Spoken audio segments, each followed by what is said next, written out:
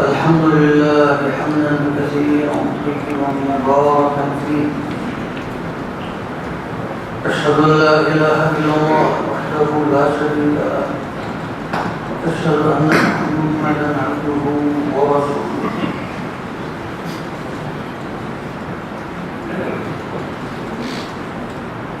أما بعد،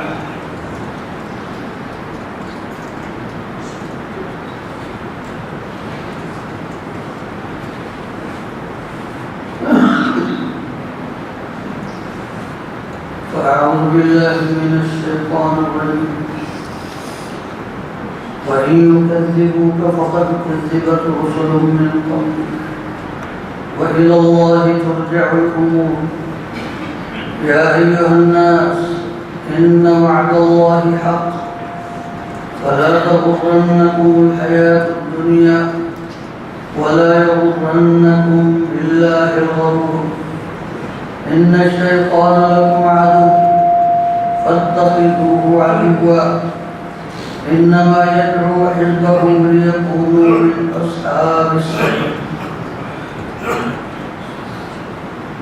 اے محمد صلی اللہ علیہ وسلم، اگر یہ تمہیں جھٹلائیں تو تم سے پہلے بہت سے رسولوں کو جھٹلایا گیا، اور سب کام اللہ کی طرف لوٹائے جاتے ہیں، ان کا انجام اللہ کے ہاتھ میں ہے۔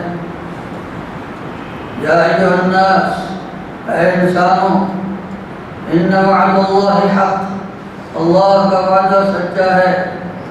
فلا تغرنکم الحیاۃ الدنیا، تو تمہیں دنیا کی زندگی دھوکے میں نہ ڈالے۔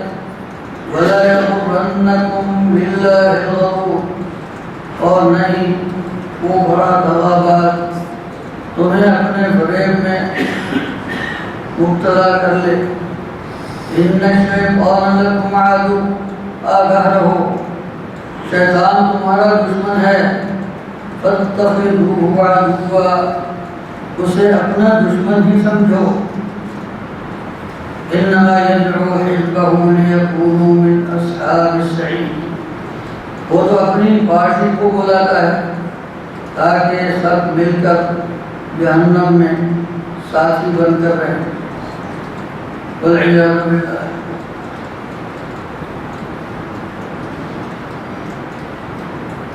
بات ہم یہ کر رہے تھے کہ سورہ فاطر میں کہ جو ایک جملہ ارشاد فرمایا وَإِلَى اللَّهِ تُرْجَعُ الْأُمُورُ، کہ سب کام اللہ کی طرف لوٹتے ہیں۔ یہ تنہا ایسی بات ہے کہ انسان کو راہ راست پر لانے کے لیے کافی ہے۔ بہت سے پردے اس کی نگاہوں کے سامنے سے ہٹاتی ہے۔ آپ نے سورہ یاسین میں پڑھا اور سنا، وہ جو مرد صالح تھا جو رسولوں کی تائید کے لیے آیا اور جسے اس کی قوم نے شہید کر دیا، اس نے بھی یہی بات کہی تھی، وَمَا لِيَ لَا أَعْبُدُ الَّذِي فَطَرَنِي وَإِلَيْهِ تُرْجَعُونَ، میں اس کی عبادت بھلا کیوں نہ کروں جس نے مجھے پیدا کیا ہے۔ فَطَرَنِي، میں کچھ نہیں تھا، اس نے مجھے وجود بخشا، اور ہم سب نے اسی کے حضور جانا ہے۔ کیا میں اسے چھوڑ کر ان کی عبادت کرنے لگوں کہ جو میرے کسی کام نہیں آ سکتے؟ أَأَتَّخِذُ مِن دُونِهِ آلِهَةً إِن يُرِدْنِ الرَّحْمَنُ بِضُرٍّ لَّا تُغْنِ عَنِّي شَفَاعَتُهُمْ شَيْئًا وَلَا يُنقِذُونَ، کیا اسے چھوڑ کر میں ان کی عبادت کرنے لگوں کہ اگر اللہ مجھے کسی مصیبت میں مبتلا کرنا چاہے تو یہ میرے کسی کام بھی نہ آ سکے۔ سورہ زمر میں ہے، اللہ تعالیٰ نے فرمایا اے محمد صلی اللہ علیہ وسلم، ان سے پوچھو کہ اللہ کو چھوڑ کر جن کی تم عبادت کر رہے ہو، اگر اللہ تعالیٰ مجھے کسی فضل سے نوازنا چاہے تو یہ رکاوٹ ڈال سکتے ہیں، اور اگر وہ مجھے کسی مصیبت سے دوچار کرنا چاہے تو کیا یہ مجھے نجات دے سکتے ہیں؟ تو جب حکم اللہ کا چلتا ہے بڑے سے بڑا مشرک بھی مانتا ہے کہ سارے کام اللہ کے ہاتھ میں ہیں، تو پھر عبادت اسی کی کیوں نہیں کرتے؟ توحید ایسا نقطہ نہیں کہ جو کسی کی سمجھ میں نہ آئے، یہ تو ایسی بات ہے کہ اللہ اکبر، دنیا کی ہر حقیقت سے بڑی حقیقت ہے، دوپہر کے سورج سے بھی واضح ہے، اس لیے کہ اللہ رب العزت والجلال کی صفات کے سامنے اب کسی اور چیز کی مثال دینا ہی یہ سمجھ نہیں آتا کہ کس چیز سے تشبیہ دی جائے۔ لیس کمثلہ شیء وہو السمیع البصیر، اللہ کے ساتھ تو کسی چیز کی مثال دی ہی نہیں جا سکتی۔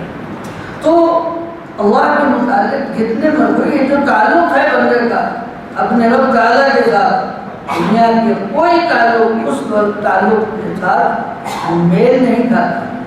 ہاں تو قرآن حکیم تو بصیرت ہے، اور پردے پر ایک پردے کے بعد دوسرا پردہ نگاہ سے ہٹاتا ہے۔ اتنے واضح دلائل کے باوجود جب انسان نہیں مانتا تو اسے غور کرنا چاہیے کہ کوئی بات ہے۔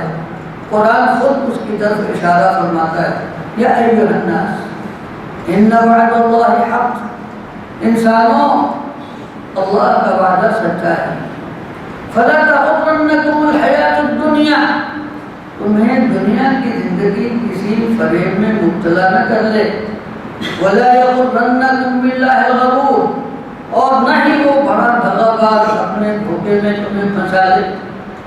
انسان کو جب توحید کی بات سمجھ نہیں آتی اتنے بڑے دلائل کے باوجود، تو اس کی دو بڑی وجہ ہیں، یا تو وہ دنیا کی زندگی سے دھوکے میں آیا ہوا ہے، یا پھر وہ شیطان کے جال میں پھنسا ہوا ہے۔ دنیا کی زندگی انسان کو دھوکے میں ڈالتی ہے، وہ جیسا گزشتہ مجلس میں بھی ذکر کر چکے کہ معاذ بن وائل یا مغیرہ بن شعبہ جو بڑا کافر ہوا بدبخت قسم کا، وہ بھی یہی کہتا تھا کہ میرے پاس مال ہے، اگر ہم قیامت میں گئے اور وہاں کچھ ہوا بھی لَأُوتَيَنَّ مَالًا وَوَلَدًا، وہاں مجھے پھر سے اسی طرح مال اور اسی طرح اولاد مل جائے گی۔ گویا وہ اپنا استحقاق سمجھتا ہے کہ آخر ہم میں کوئی خوبی ہے تو اسی لیے تو ہمیں کچھ دیا ہوا ہے، کہ اگر بلال اور عمار یہ اللہ کے پسندیدہ بندے ہوتے تو ان کے پاس کچھ تو ہوتا۔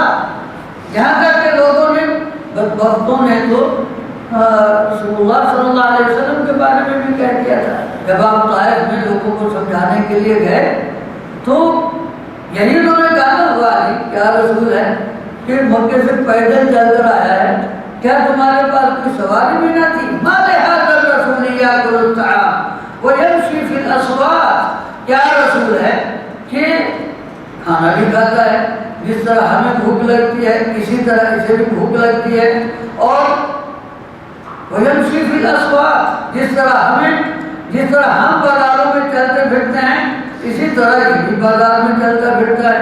لولا انزل الیہ ملک، اس کے ساتھ تو کوئی آگے پیچھے فرشتے تو ہوتے نا، کوئی ہٹو بچو والا، جس طرح ہم شام سے نکلتے ہیں اسی طرح یہ بھی کچھ تو کوئی تو اس کے ساتھ ہوتا۔ اور کیا لولا انزل الیہ ملک فیکون معہ نذیرا، اس کے ساتھ فرشتہ ہونا چاہیے تھا کہ جو اس کے ساتھ اس کی تصدیق کرتا کہ ہاں یہ واقعی اللہ کا رسول ہے۔ فیکون معہ نذیرا او یلقى الیہ کنز، یا اس کے پاس کوئی خزانہ تو ہوتا، یا او تکون لہ جنۃ یأکل منہا، اس کا اپنا باغ تو ہوتا جس سے یہ خود کھاتا۔ وقال الظالمون ان تتبعون الا رجلا مسحورا، اللہ فرماتا ہے انظر کیف ضربوا لك الامثال، اے محمد صلی اللہ علیہ وسلم دیکھو تو صحیح کیسی کیسی باتیں بناتے ہیں۔ فضلوا فلا يستطيعون سبيلا، اب اس ظاہری زندگی سے اس قدر دھوکے میں آئے ہیں کہ انہیں سیدھی راہ دکھائی دے نہیں۔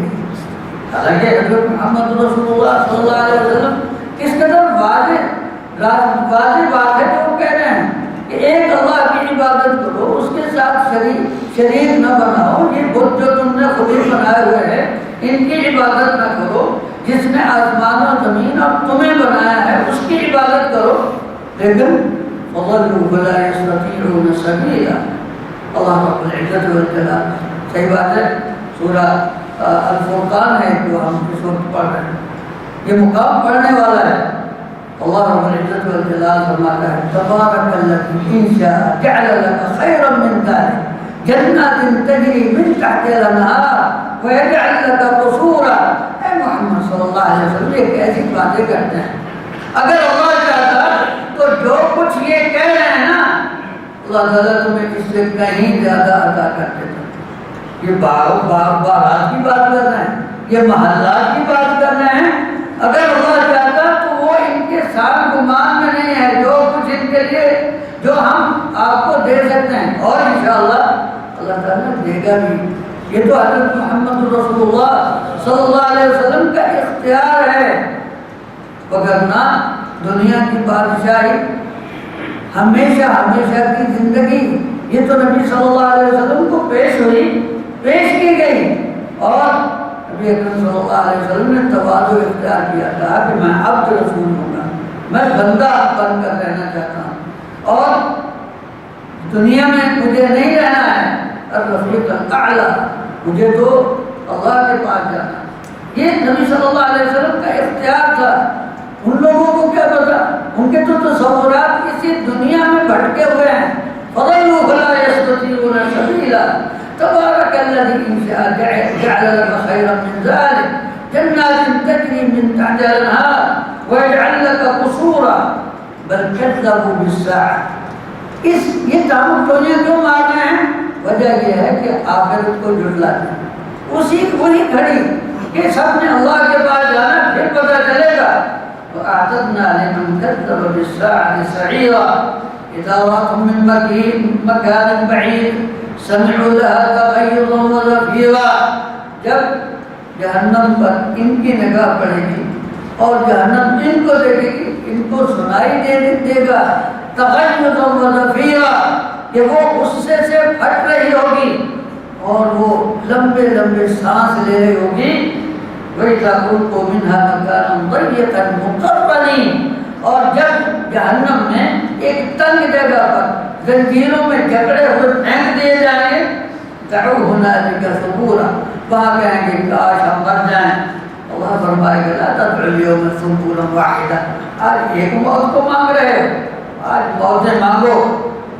وہاں پھر پوچھا جائے گا اب بتاؤ کہ تم یہ کہہ رہے تھے کہ اس کے پاس محل نہیں ہے، اس کے پاس باغ نہیں ہے، اس کے پاس دربار نہیں ہے، اب دیکھو نا ان لوگوں کی شان۔ قل اذلک خیرا، یہ جس حالت میں تم ہو یہ اچھی ہے، ام جنت الخلد التي وعد المتقون، یا وہ جنت جس کا وعدہ متقین سے کیا گیا تھا اور اللہ تعالیٰ نے ان کو عطا بھی کر دی۔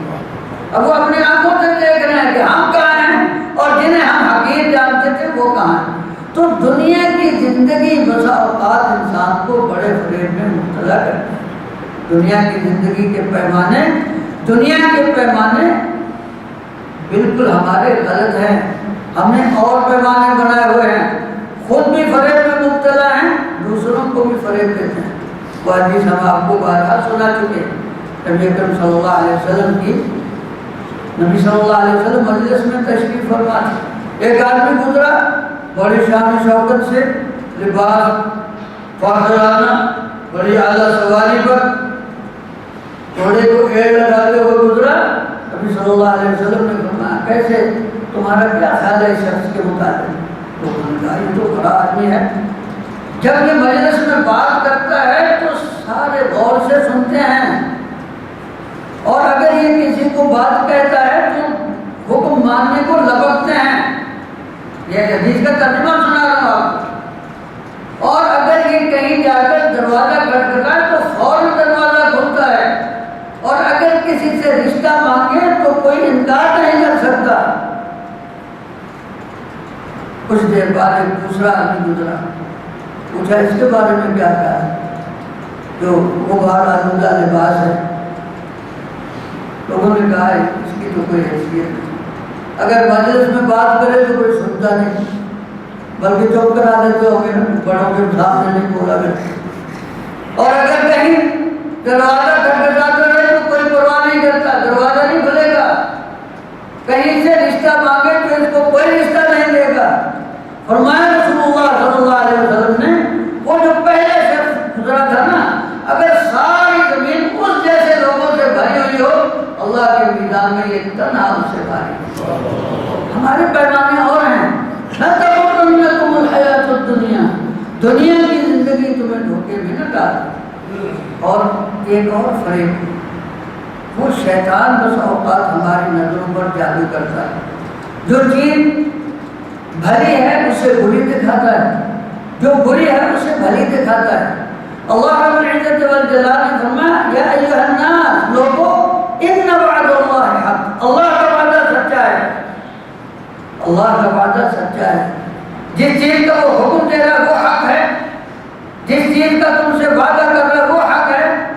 اور اس لیے نہ دنیا کی زندگی کے دھوکے میں آنا کہ بظاہر تمہیں کیا نظر آ رہا ہے، اور نہ شیطان کے وسوسے میں آنا کہ وہ تمہارے دل میں کیا افسوس پھونک رہا ہے، وہ کیا جادو کر رہا ہے، تمہارے کان میں کیا کہہ رہا ہے، اور تمہاری نظروں پر کیا پردہ ڈالنا چاہتا ہے، کہیں اس کے دھوکے میں نہ آ جانا۔ جانتے ہیں نا کہ حضرت آدم علیہ السلام کو اللہ رب العزت والجلال نے کہا کہ جنت میں رہو، وَلَا تَقْرَبَا هَذِهِ الشَّجَرَةَ فَتَكُونَا مِنَ الظَّالِمِينَ۔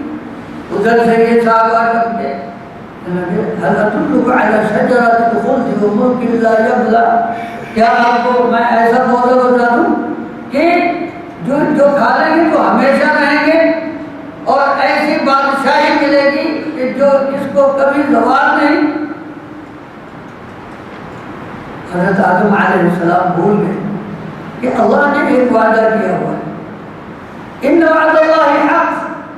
حضرت آدم علیہ السلام سے یہی وعدہ تھا نا، ان لک الا تجوع فیھا ولا تعری، کہ یہ جنت میں رہو، اس میں نہ تمہیں بھوک لگے گی، نہ پیاس لگے گی، نہ دھوپ ستائے گی، نہ گرمی لگے گی، یہی رہنا، بس اس پودے کے نزدیک نہیں جانا۔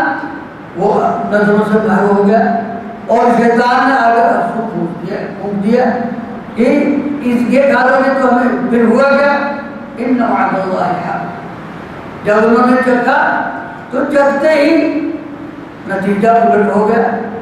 اللہ کا وعدہ سچا ہے اور شیطان وہ جھوٹے وعدے کرتا ہے۔ قرآن کہتا ہے الشیطان یعدکم الفقر ویأمرکم بالفحشاء واللہ یعدکم مغفرۃ منہ وفضلا واللہ واسع علیم۔ لوگوں، جب اللہ حکم دیتا ہے کہ اللہ کی راہ میں خرچ کرو تو شیطان آ کر کچھ اور کہنے لگتا ہے کہ اگر اس طرح خرچ کرو گے تو تم تو کنگال ہو جاؤ گے۔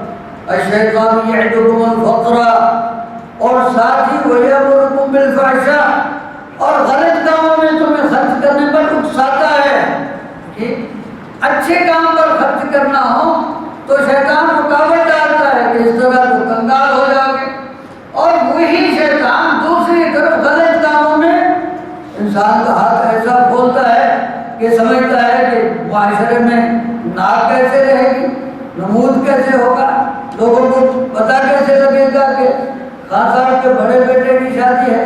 تو یہ شیطان کا جادو ہوتا ہے۔ تو حضرت آدم علیہ السلام سے بھی اس نے یہی کیا اور انہیں جنت سے نکالا۔ اللہ تعالیٰ نے فرمایا یا بنی آدم، اے آدم کی اولاد، لا یفتننکم الشیطان، شیطان تمہیں کہیں اپنے فتنے میں مبتلا نہ کر لے، جس طرح اس نے تمہارے ماں باپ کو جنت سے نکالا تھا۔